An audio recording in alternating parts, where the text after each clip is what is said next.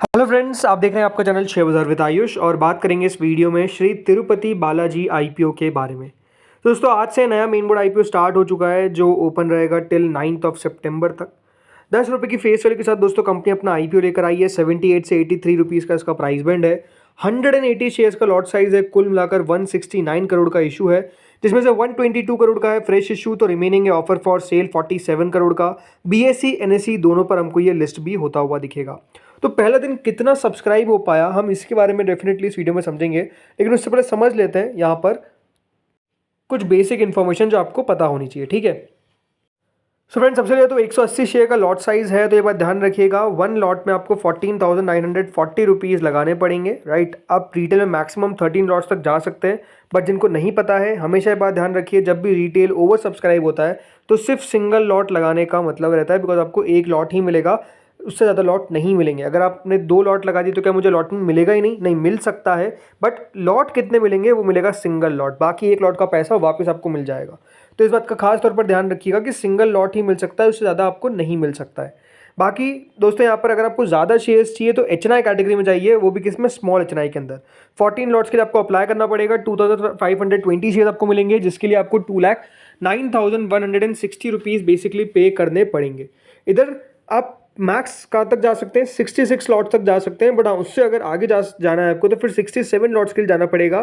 फिर आप अलग कैटेगरी में आ जाएंगे जिसका नाम है बिग एचएनआई, उधर आपको 10,09,80 रुपीज़ पे करने पड़ेंगे। ये बात ध्यान रखिएगा, बिग एचएनआई में मिनिमम 67 लॉट्स है, बट मैक्सिमम कोई लिमिट नहीं है, आप जितना चाहे उतना अप्लाई कर सकते हैं। दोस्तों इस आईपीओ में एंकर इन्वेस्टर्स को 30% जो इशू है वो बेसिकली दे दिया गया है। करीबन 50.90 करोड़ रुपीस कल कंपनी अपने एंकर इन्वेस्टर्स रेज करे, सो बचता है 70%। 20% फिर दोस्तों दिया गया है करीबन क्यूआईबीएस को, जो करीबन 33.93 करोड़ के शेयर्स होते हैं, यानी 20% भी क्यूआईबीएस के पास है। देन बचता है यहाँ पर 50% के बाद बाकी का 50%, तो उसमें से भी 15% दोस्तों दिया गया है एचएनआई कैटेगरी को, करीबन 25.45 करोड़ के शेयर्स, जिसमें बिग एचएनआई को दिया गया करीबन 16.97 करोड़ के शेयर्स यानी 10% ऑफ द इशू, और स्मॉल एचएनआई को दिया गया 8.48 करोड़ के शेयर्स यानी 5% ऑफ द इशू। देन इसके बाद दोस्तों आती है रिटेल कैटेगरी, जिसके पास सबसे बड़ा पोर्शन है करीबन 35% का। इस तरीके से दोस्तों कंपनी ने 169.65 करोड़ को बांटा है between different investors. No doubt ये एक और दोस्तों स्मॉल इशू है जो हमको बेसिकली ओपन होता हुआ दिखा है। नो डाउट काफ़ी स्मॉल इशूज लगातार आते हुए नजर आ रहे हैं, और ये भी एक स्मॉल इशू ही है। अब दोस्तों बात करते हैं यहाँ पर कितना सब्सक्रिप्शन आया। सो फ्रेंड्स क्यूआईबी कैटेगरी करीबन आज फर्स्ट डे ही 4.46 टाइम सब्सक्राइब हो गई। अब डेफिनेटली फर्स्ट डे हम क्यूआईबी से इतना सब्सक्रिप्शन नहीं देखते हैं, बट ज़रूर दोस्तों आज क्यूआईबी कैटेगरी काफ़ी अच्छी तरीके से सब्सक्राइब होती हुई दिखी। पहले दिन दोस्तों 4 गुना से ज़्यादा सब्सक्राइब हो गई, जो डेफिनेटली आप नहीं देखते हैं। कुल मिलाकर क्यूआईबी को 40,88,000 शेयर्स ऑफर किए गए, तो उसके सामने 1,82,00,000 शेयर्स के लिए एप्लीकेशन जो है वो बेसिकली आता हुआ दिखा। करीबन आज दोस्तों क्यूआईबी ने 151 करोड़ रुपए इस इशू में लगा दिए। इसके बाद दोस्तों एचएनआई कैटेगरी आती है, जो पहले दिन 5.25 टाइम सब्सक्राइब होती हुई नजर आई, यानी करीबन 30,66,000 शेयर्स ऑफर किए गए, जिसके सामने 1,61,00,000 शेयर्स के लिए एप्लीकेशन पहले दिन आ जाती है। करीबन 133 करोड़ रुपीस हमको स्मॉल एचएनआई से आता हुआ दिखा पहले दिन के अंदर। इसमें बात ध्यान रखिएगा, जो बिग एचएनआई कैटेगरी है वो करीबन 4.68 टाइम सब्सक्राइब हुई है, यानी करीबन 20,44,000 शेयर्स ऑफर किए गए थे बिग एचएनआई कैटेगरी को। तो पहले दिन 95,60,000 शेयर्स के लिए एप्लीकेशन आ गया, यानी बिग एचएनआई ने 133 करोड़ में से 79 करोड़ रुपीस यहाँ पर पहले दिन के अंदर लगा दिए हैं। देन इसके बाद दोस्तों आती है स्मॉल एचएनआई कैटेगरी, जो पहले दिन 6.40 टाइम तक सब्सक्राइब होती हुई नजर आई। करीबन 10,22,000 शेयर्स ऑफर किए गए थे, उसके सामने 65,45,000 शेयर्स के लिए हमको पहले दिन एप्लीकेशन आता हुआ नजर आ जाता है। करीबन 54 करोड़ रुपीस स्मॉल एचएनआई से भी आता हुआ दिखा है। देन दोस्तों आती है रिटेल कैटेगरी, जो पहले दिन क्लोज टू 8 टाइम्स, जी हाँ 7.95 टू बी प्रिसाइज, इतना पहले दिन यहाँ पर सब्सक्रिप्शन आया।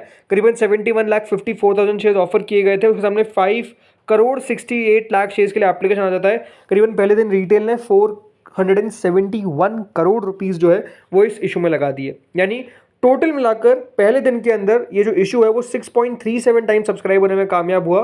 कंपनी को overall 756.895 crore rupees first day के अंदर ही मिलते हुए नजर आ गए। जी हाँ, तो पहले दिन के अंदर सब्सक्रिप्शन तो बढ़िया है। नो डाउट दोस्तों इशू का साइज स्मॉल है, तो इसलिए सब्सक्रिप्शन आप कह सकते हैं कि थोड़ा ज़्यादा दिख रहा है, बट जो क्वेश्चन है यहाँ पर आपका वो यही होगा कि इस इशू में करना क्या चाहिए। राइट, क्या पैसा लगाना चाहिए कि नहीं लगाना चाहिए, ये अपने आप में ज़रूर आपका एक बड़ा क्वेश्चन होगा। तो देखिए इसके लिए हमने ज़्यादा कंपनी के ऊपर बात नहीं करी, हम थोड़ा सा ब्रीफ में कंपनी को समझते हैं पहले। सो जो कंपनी है ना वो बेसिकली बनाती क्या है, वो बनाती है large flexible bags. Company manufacture भी करती है और सेल भी करती है फ्लेक्सिबल इंटरमीडिएट बल्क कंटेनर्स, जिसके अंदर जैसे मैंने कहा लार्ज फ्लेक्सिबल बैग्स आ गए, जो इंडस्ट्रियल पैकेजिंग प्रोडक्ट्स है वो आ गए, वोवन सेट्स आ गए, वोवन फैब्रिक आ गए, नैनो फैब्रिक आ गए। ये सब दोस्तों basically company Indian domestic market और ओवरसीज़ दोनों के अंदर बेचती है। कंपनी बल्क पैकेजिंग के लिए यहाँ पर जानी जाती है, जो उनके क्लाइंट्स की नीड होती है, अलग अलग इंडस्ट्री जिसमें chemical, agrochemical, food mining, then waste disposal, agriculture, lubricants, इन सब के लिए बेसिकली कंपनी बैग बनाती है। जो कंपनी है इसकी एक सब्सिडरी है जिसका नाम है ऑनरेबल पैकेजिंग प्राइवेट लिमिटेड और श्री तिरुपति बालाजी FIBC लिमिटेड, और एक और है जगन्नाथ प्लास्टिक प्राइवेट लिमिटेड। इन सब के द्वारा भी दोस्तों कंपनी याद रखिएगा अपने बिजनेस को ऑपरेट करती है। और मतलब कंपनी के अगर आप फाइनेंशियल्स भी देखेंगे, राइट, अगर कंपनी के फाइनेंशियल्स आप देखेंगे तो ठीक है, कंपनी का रेवेन्यू लगातार बढ़ता हुआ दिखा है, बट एक लो मार्जिन वाला बिजनेस है, राइट। कंपनी का जो प्रॉफिट है नो डाउट 13 करोड़ से 20 करोड़, देन 36 करोड़, यानी प्रॉफिट ग्रोथ 74% की, रेवेन्यू ग्रोथ क्लोज टू 16% की हमको देखने को मिलती है।